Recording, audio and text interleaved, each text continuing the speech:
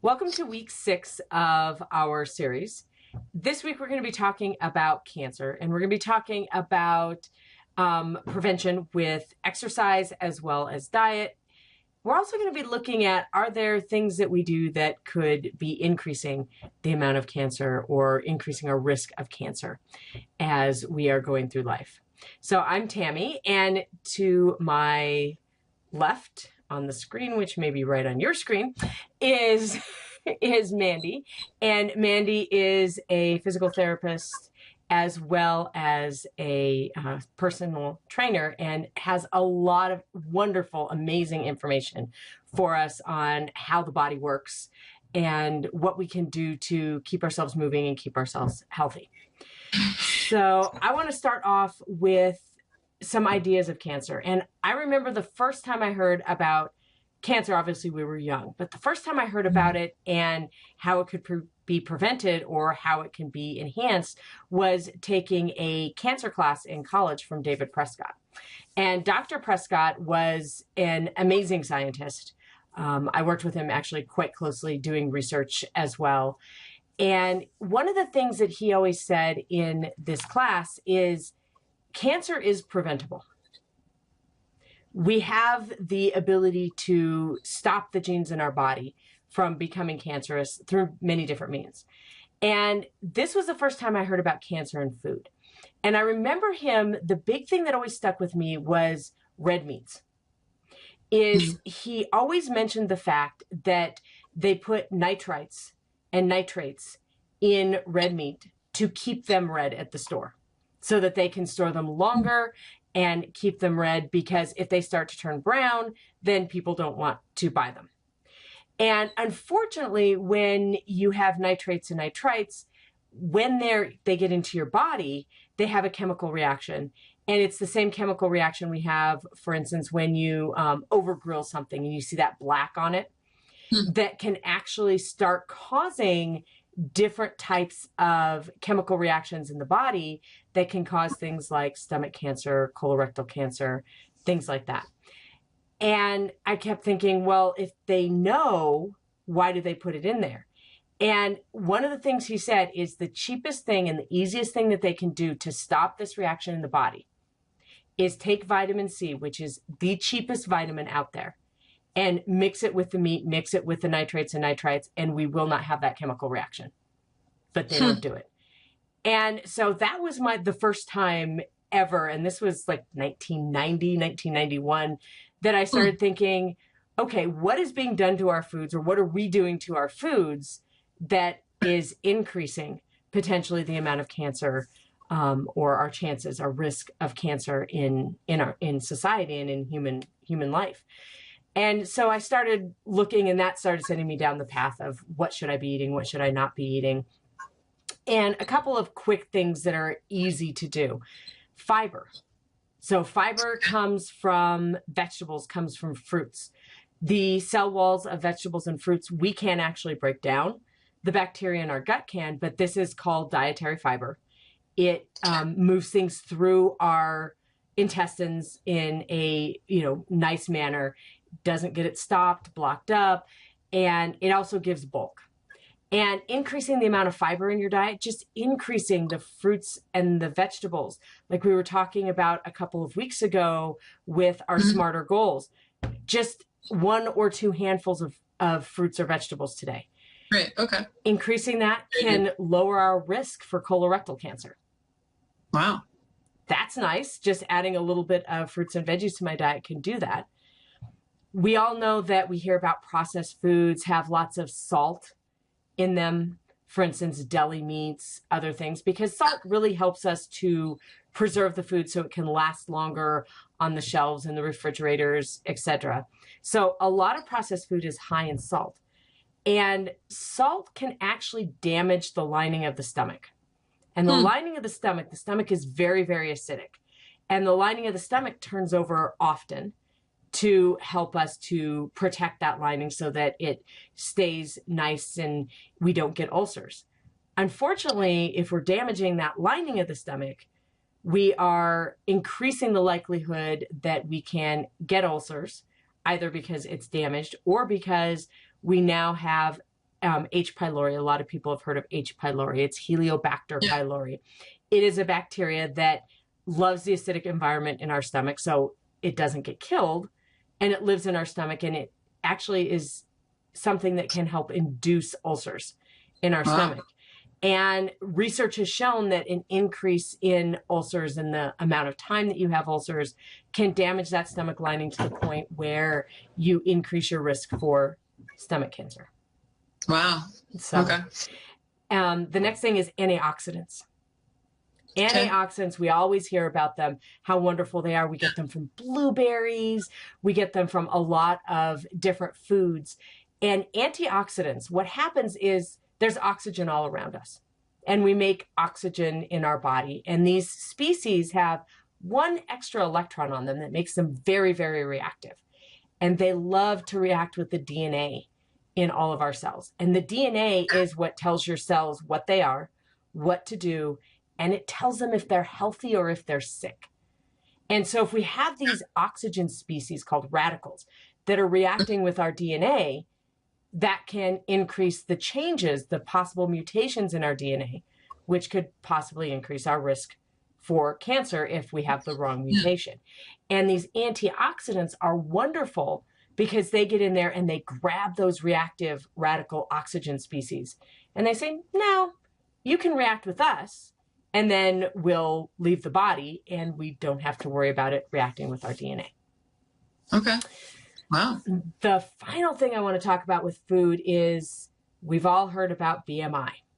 And this is going to play right into exercise. So I wanted to end on this one. And with BMI, body mass index, we all know that there is a normal range, which is 24 and below. We all know that there is overweight. And then there's obese when we get to 28, 29% BMI.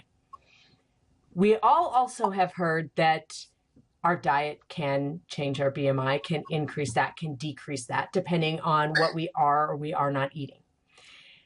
An increase in BMI has been shown in studies to increase our risk of colon cancer, gallbladder cancer, kidney cancer, and liver cancer. And liver cancer is a big one because our liver detoxes our body. And when we're eating things that have extra chemicals, things that our body's not used to, our liver is working overtime for that. When we're eating a lot of sugar, our liver is working overtime trying to store the sugar either as glycogen or storing it as fat. So we're really working that overtime. We also know that when we don't have certain vitamins, and this is usually the B complexes, the kidney works overtime. Okay. And that can damage the kidney as we go through. So if you're thinking about, all different types of cancers, and BMI can affect all different types of cancers. I give you 4 examples. So we know that how food can affect BMI, increasing it or decreasing it. But I want to turn over to Mandy, and I want to talk about, BMI, cancer, exercise, how this can change what we're doing. Yeah. And so, I'll be honest that I didn't start doing a lot of research into this until probably about this time last year.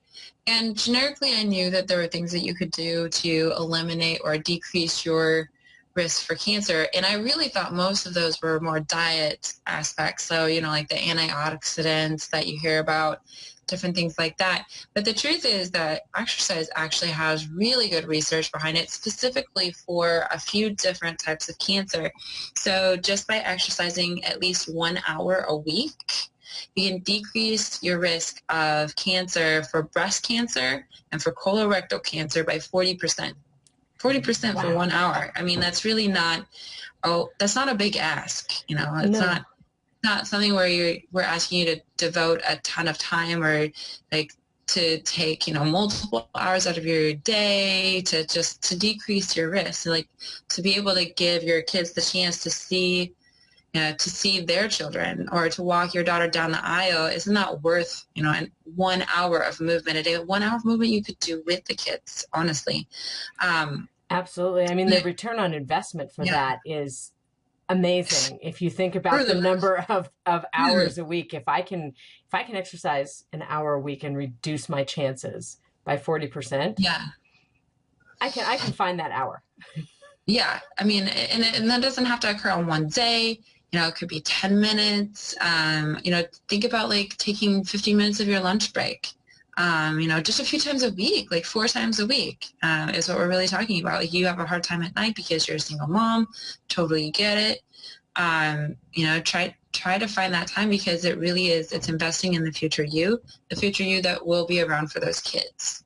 And then they're also doing more research into prostate cancer. Now, prostate cancer is one of those things that, if they catch up early, it's not as bad, but if they don't catch up very early, it's located pretty close to the bone, so it can metastasize or like send cancerous cells into your bone, into your spine. And so they're actually seeing definitely a decrease as possible that it's as much as breast cancer or colorectal cancer. So those are the three different cancers that have a lot of backing, and those are, they're not all of the cancers, obviously, but there's some of like breast cancer is normally where a cancer will start. So we call that a primary spot for cancer.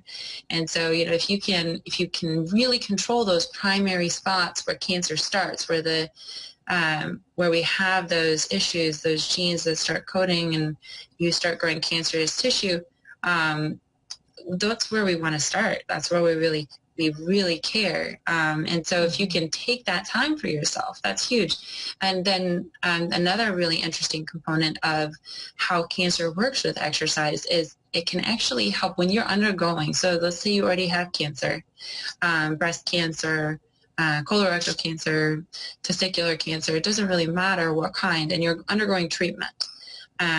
Just adding exercise in, which you wouldn't think about this, but adding exercise in while you're undergoing radiation or chemotherapy treatment actually improves your fatigue and it improves your resilience. So I can say, as a therapist, I've worked with multiple different cancer patients, and just what they look like when they start to a month after they start is dramatic, especially when you're getting those patients that are going through chemotherapy. They're so incredibly weak, but just starting with just a little bit of exercise, just how that's a stress that your body wants and desires. That's why we have the World Health Organization and the Center for Disease Control recommending a certain amount of exercise on a weekly basis, because your body wants to be stressed like that. Your body thrives off that type of stress. Your body doesn't thrive off of sitting in your car and drinking mocha frappuccinos so you can make it through your day. Not that you should never have those, but the stress that you get at work and the stress you get from exercise, that's actually a beneficial stress for your body. It helps to keep your body functioning the way it was meant to be, that the way that we've grown to be. Like this is how it was designed. This is how we're there. So, by not doing that exercise, whether you're trying to prevent cancer, which I hope everybody cares about that, or you're currently in the trenches battling cancer, or you're in remission, exercise is one of those invaluable things that you really need to add to your arsenal in order to see that longevity and have that life that's worth living. No one wants to be in that recliner sitting there, can't get out, can't pick up the kids, can't, go for a walk with the grandkids, can't take your dog for a walk. No one wants to be that person. No one, at 10 years old says, I hope to be morbidly obese and die in my 40s. No one says that, but sometimes the choices that we're making and not being in really stepping back and looking at them, it's just shorting yourself in the future and shorting maybe those that really count on you and depend on you as well, because you're important. Everybody wants to see you stick around. So absolutely, we're all important to all of the people in our lives and want to stick around. And I love to hear that exercise can actually help people who are going through chemo and radiation, because I've seen family members do that, and I know how tired, how fatigued they are, and they don't want to move. And that's something great to know for the future, because we know that we know that there's going to be someone in our lives that ends up Yeah. going through chemo and radiation, and being able to say, hey, let's just take a walk Yeah. for a little while and try and keep that energy up, that can actually help them with that fatigue. And Yeah. that's great to hear, because that is something that we're all going to deal with in one way, shape, or form throughout our lives. So Unless everybody takes our advice and then we see this dramatic drop in cancer rates. that would be wonderful. Let's do that. Let's drop the cancer rates. That's our goal. Right? That is definitely our goal. Wonderful. Well, I want to thank you for hanging out and listening to some very positive news about how we can change cancer risk in our lives and how we can make ourselves feel better if we are at the point where we are being treated for cancer, what we can do to just have that quality of life be better, be the way that we want it to be it the way that our family wants it to be. So thank you for hanging out with us, and we will see you next week. Thanks. Bye.